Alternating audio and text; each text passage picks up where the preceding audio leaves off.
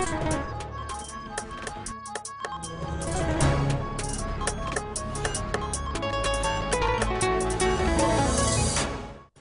22 septembre 1960, 22 septembre 2023, le Mali indépendant a 63 ans. Une indépendance à laquelle la rédaction de ORTM2 consacre une série de reportages à partir de ce soir.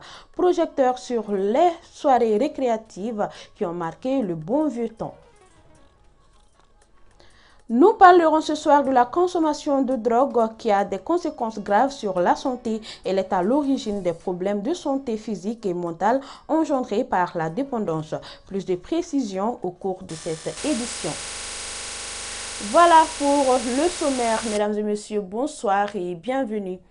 Comme vous le saviez, le mois de septembre marque l'indépendance du Mali. Aujourd'hui, comme par le passé, les soirées récréatives ont toujours existé, même si elles ont connu de l'évolution au fil des ans. Dans ce journal, nous vous faisons découvrir deux témoins de l'histoire. Aïssata Silla. Le 22 septembre 1960. Une date où notre pays a retrouvé sa souveraineté nationale et internationale. Depuis ces jours, dans la capitale, hommes, femmes et enfants sillonnaient les quartiers pour égayer la ville, mais aussi exprimer leur fierté d'appartenir à ce pays, chargé d'histoire, de symboles et du sentiment de la liberté retrouvée. Ce jour mémorable du jeudi 22 septembre 1960 est née la République du Mali, une république indépendante, absolument et totalement indépendante de tous les liens politiques avec la France. C'était une joie partagée par tout le monde. Donc, comment on manifestait ça? La veille. La veille, d'abord, il y avait le lever de flambeau, où on se retrouvait devant la grande mairie de Bamako avec la fanfare de la garde nationale. Les autorités avaient l'habitude quand même de dédier cette veille de l'indépendance aux soirées orchestrales. Donc on appelait ça communément bal poussière. À l'époque, c'était Maison des Jeunes, la maison des anciens combattants. Et il y avait aussi au bord du fleuve un site qui était très prisé, qu'on appelait ça les Trois Caïmans. Et il y avait certains grands hôtels aussi qui étaient libres. Mais la bal poussière, communément, c'était pour le commun des Maliens et c'était pas payant. Bon, au-delà de ça, il y a des jeunes qui organisaient des soirées dansantes à domicile. Avant, à l'approche du 22 septembre, tous les villages et environs devaient préparer des troupes pour la fête dans les chefs-lieux d'arrondissement ou des cercles, se souvient notre interlocuteur. Et quand on annonçait les couleurs du 22 septembre, c'était une fête locale agréable. Nous avions les postes préparatifs de la fête. Nous, jeunes, nous nous préparions déjà pour les soirées dansantes.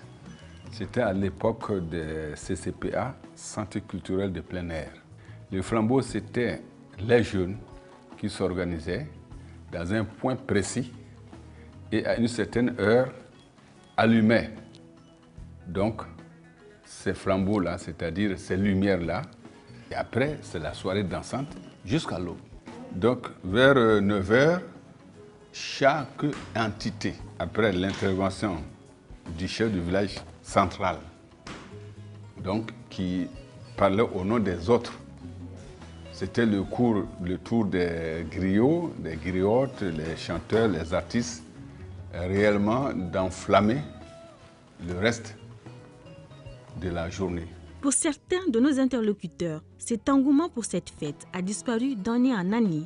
Mais ils estiment qu'il faudra restituer cet esprit de fête pour inculquer à la jeune génération la valeur et la signification de ces jours si spéciaux pour notre pays.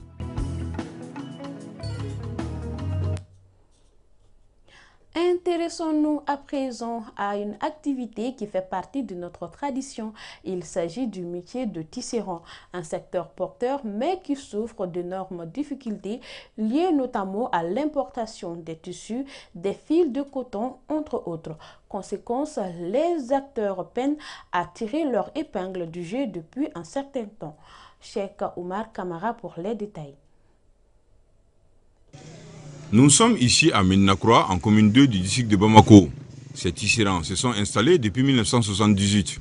À l'époque, c'était le beau temps. Il y avait de la matière première en bonne qualité, à moindre frais et en quantité. L'activité a continué son bonhomme de chemin jusqu'à nos jours. J'ai hérité ce métier de mon papa et je l'ai fait depuis plus de 30 ans. J'étais célibataire et maintenant j'ai construit ma maison. Nous confectionnons des couvre-lits, des pailles avec des fils de coton. Nos produits sont très prisés par la population. La preuve est que chaque femme mariée est envoyée chez son mari avec au moins un pain ou un couvre-lit fait par les tisserands. Donc l'utilisation de nos produits fait partie de nos coutumes.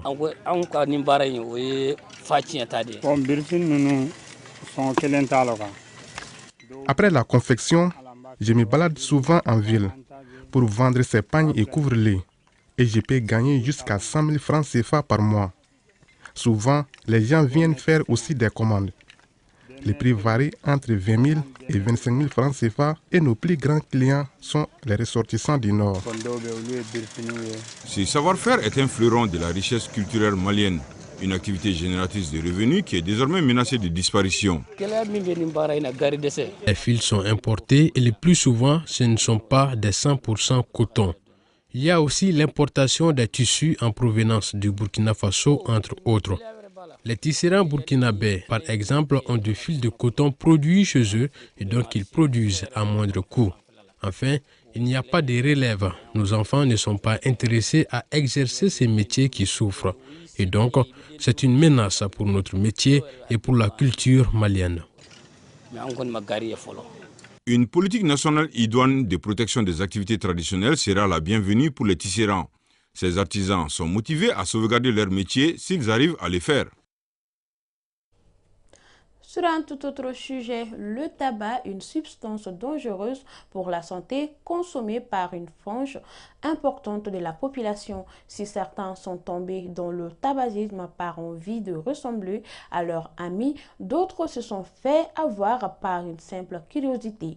Pour certains, fumer est une manière d'oublier les soucis. Cela s'appelle de la dépendance. Hawa Kamara. Lassana Keita vient d'arriver sur son lieu de travail. Son premier réflexe, allumer une cigarette. Cela est un excellent booster à ses yeux. Pour ces tabagistes, la dépendance s'élève à plus d'un paquet de cigarettes par jour. Mais comment en est-il arrivé là? Je voyais mes amis fumer et je me disais que si je ne fumais pas aussi, je ne serais pas considéré comme un homme. Et au fil du temps, je me suis retrouvé dans ce ravin. Si Lassana a été entraîné dans le tabagisme par envie de paraître, Saliya Koulibaly, lui, est tombé dans le précipice par curiosité, poussé par ses grands frères du quartier. Mes grands frères m'envoyaient acheter et allumer la cigarette pour eux. À force d'être dans cet environnement, je me suis mis à fumer aussi. Conscients du danger qu'ils encourent, ces jeunes tentent tant bien que mal de rompre avec la cigarette. Il est très difficile d'arrêter de fumer. J'essaie tout le temps d'arrêter, mais je n'y arrive pas. Je ne peux pas faire une journée entière sans fumer au moins une cigarette. J'ai essayé d'arrêter, mais je n'y suis pas arrivé. Mon sévrage n'a duré qu'une semaine. Je conseille aux jeunes d'éviter le tabac. La bête noire à laquelle font face Lassana et Saliya a été abattue par Soumaïla Diabaté. Cela fait des années que celui-ci a claqué la porte au nez du tabac. J'ai fumé pendant 10 ans, mais j'ai pu arrêter. Ce sont mes amis qui m'ont encouragé à le faire. Heureusement, en 2017, j'ai décidé d'arrêter complètement parce que le tabac commençait à me causer des problèmes de santé. Le tabagisme se répand à la vitesse grand V chez les adolescents. Il urge donc pour les parents de tirer la sonnette d'alarme et de prendre des mesures draconiennes. Je pense sincèrement que le tabac doit être interdit car tous les jeunes deviennent dépendants alors que ça ne leur rapporte rien de bon. Aucun parent ne va dire à son fils d'aller fumer. Les enfants, c'est l'inconscience qui amène à fumer. Toi, tes parents t'ont dit de ne pas fumer. Ceux que les parents ne les ont pas dit de ne pas fumer, s'ils fument, toi, il ne faut pas les suivre. Vous n'êtes pas de la même catégorie de personnes, quoi. Véritable problème de santé publique au Mali, l'importation du tabac est interdite sur toute l'étendue du territoire. Mais cette mesure peine à être correctement appliquée. Autre substance plus nuisible à la santé, la drogue. À cause de la dépendance des consommateurs, la drogue engendre à la longue des problèmes de santé physique et mentale, sans compter ses conséquences financières. De nos jours, la consommation de la drogue se présente comme un véritable phénomène de société. Dalla Traoré. La frange juvénile est majoritairement pointée du doigt pour consommation d'excitants. Si certains consommateurs intègrent généralement le circuit pour avoir de la vigueur, d'autres, en revanche, le font sous influence ou par simple curiosité, faisant fi de ses conséquences fâcheuses. Récemment, à Daoudabougou, un jeune sous l'effet de la drogue a poignardé un autre sans raison valable. Les enfants ne respectent plus les personnes âgées. Même si on éduque bien ces enfants, certains sont tentés par la mauvaise fréquentation. Quand les parents laissent leurs enfants à eux-mêmes, cela peut amener une mauvaise fréquentation. J'ai été témoin d'une scène où un docker est tombé en pleine activité sous l'effet de la drogue. Sur le champ, il est décédé. Il en avait consommé pour avoir de la vigueur. C'est une faiblesse. Quand nous voyons cette population qui demande les soins pour la consommation de drogue, nous faisons le constat aussi qu'il y a très peu de femmes dedans. Les sujets âgés entre 15 et 25 ans. Dans la majeure partie des cas, c'est ces personnes-là qui viennent nous voir. Ou il peut s'agir d'une consommation qui va se reproduire dans le temps et qui se fera à des doses plus élevées pour la personne.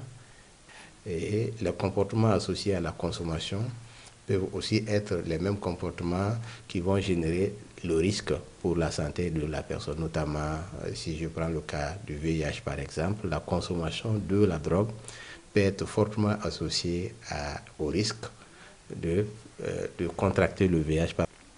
La consommation des drogues, en plus des problèmes de la santé physique, peut entraîner des problèmes de santé mentale. Très souvent, on apprend que un jeune a donné un coup de couteau, un coup de mâche à un camarade. Généralement, c'est dû à la consommation de la drogue. Le phénomène de la violence prend de l'ampleur du fait de cette consommation de la drogue par la France juvénile.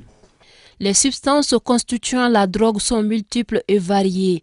Au regard de leurs effets néfastes sur la santé, la consommation est formellement interdite. La drogue qui est la plus concernée par cette demande de soins, dans le cas de notre service, c'est le cannabis, c'est-à-dire le joint. Et après le cannabis, c'est le tramadol qui a commencé ces dernières années à monter en prévalence en termes de taux de demande de soins. Sinon, c'était le cannabis, l'alcool et les autres drogues, l'héroïne, la cocaïne et autres. C'est justement dans cet ordre d'idées que l'État a créé en 2010 l'Office central des stupéfiants. La structure est appuyée dans sa lutte par le réseau Un Mali sans drogue, regroupant plus de 25 associations. Alors, ensemble, nous avons décidé de conjuguer nos efforts pour essayer de partager nos connaissances, nos compétences avec les parents, avec les jeunes, afin de les sensibiliser, de s'éloigner de la consommation de la drogue. Et nous menons des sensibilisations. Les différents types de drogues, les différents niveaux de consommation des drogues, les complications. Alors, quand il y a complication, qu'est-ce qu'il faut faire? Et qu'est-ce qu'il faut faire avant la complication? Les plus hautes autorités qui ont souci de la préservation de la santé des populations ont pris un certain nombre de mesures institutionnelles et législatives. Et il y a la loi 01/78 du 18 juillet 2001 contre les drogues et les précurseurs. Il y a tout récemment aussi l'arrêté interministériel 3597 du 15 août contre portant sur l'interdiction de la chicha. Des initiatives certes salutaires qui ne doivent cependant occulter l'implication des parents dans la lutte. C'est en tout cas l'avis de certains interlocuteurs. Un mot de sport avant de clore cette édition. Tournoi de basket 3x3 en hommage à feu Abraham Teli, un homme qui a tout donné de son vivant pour le développement de la balle au panier au Mali. Cette activité sportive est une initiative de Kenefil Academy. Amsatou Touré.